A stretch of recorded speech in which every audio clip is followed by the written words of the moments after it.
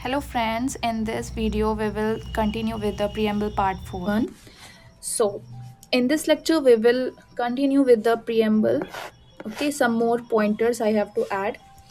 So, सबसे पहला point हम लोग पढ़ेंगे motion. What is motion? Motion क्या होता है? एक फॉर्मल प्रपोजल होता है जो कि placed before the legislative body for discussion and decision. ठीक है, इसमें डिबेट नहीं होता है, इसमें सिर्फ डिस्कशन होता है एंड डिसीजन ले लिया जाता है. ठीक है, इसमें क्या होता है, जनरली क्या होता है, सिंगल क्वेश्चन इन्वॉल्व होते हैं. ठीक है, सिंगल क्वेश्चन का या तो हाँ होगा या तो ना होगा. ठीक है, इसमें कोई एल्स पॉइंट नहीं होते हैं. ठीक है, जैसे फॉर एग्जाम्पल, क्या आज क्लास 4 बजे तक चली खत्म हो जाएगी कि नहीं. ठीक है, इसमें क्या होगा, या तो यस ही होगा या तो नो होगा. ठीक है, मोशन आर यूजुअली प्रोसीजर और डिसीजन बेस्ड मैटर.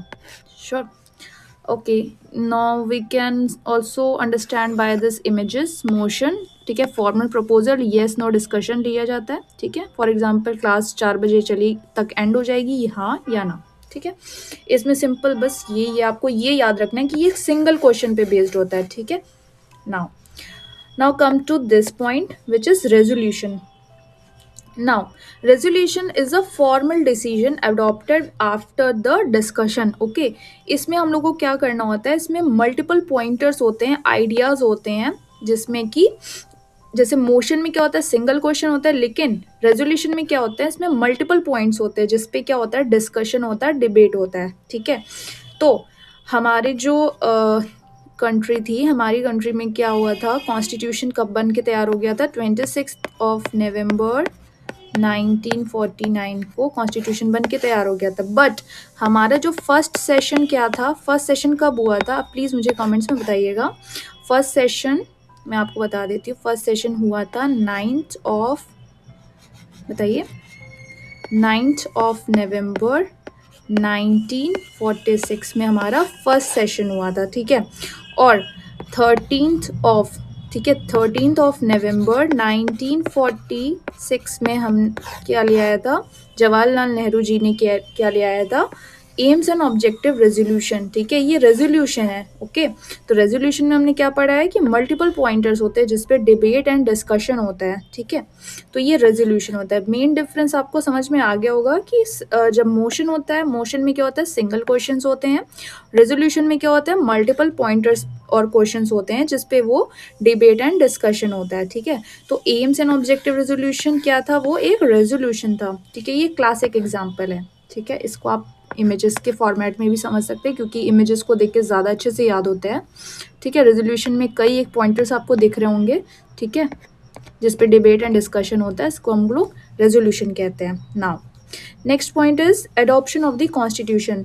ठीक है, हम लोग ने अडॉप्ट कब किया था, 26 नवंबर 1949. ठीक है, हम लोग ने अडॉप्ट किया था, ये अडॉप्शन डेट है. ठीक है, 26 नवंबर 1949.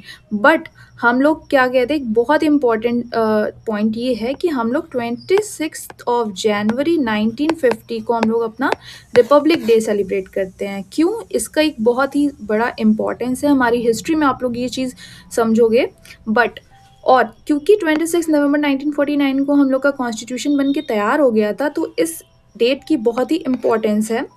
तो इस डेट को मेमोराइज करने के लिए, मेमोरी इसकी करने के लिए हम लोग सेलिब्रेट करते हैं एज अ कॉन्स्टिट्यूशन डे, जिसको हम लोग हिंदी में बोलते हैं संविधान दिवस. ठीक है, नाउ आप लोग ने प्रियम्बल में भी ये चीज़ पढ़ी होगी कि डेट नीचे क्या लिखा रहता है, 26 November 1949 we have adopted, enacted and give to ourselves this constitution.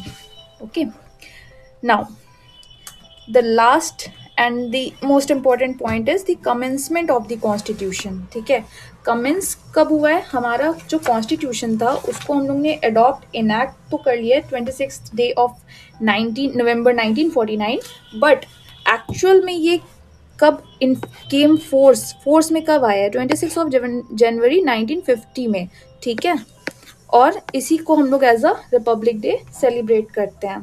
ठीक है, okay, so we will meet in the next lecture and I will tell you what is the importance of this date and why we have waited for around 2 months and for to India get republic. Okay, so in the next lecture we will study that.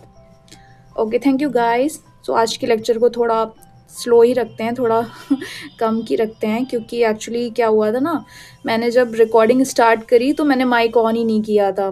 तो जब मैंने recording बंद की तो मैंने देखा कि भाई माइक ही नहीं ऑन था। तो या थोड़ा सा इशू हो गया इसमें। चल, thank you guys, please do like, share and subscribe for more such videos.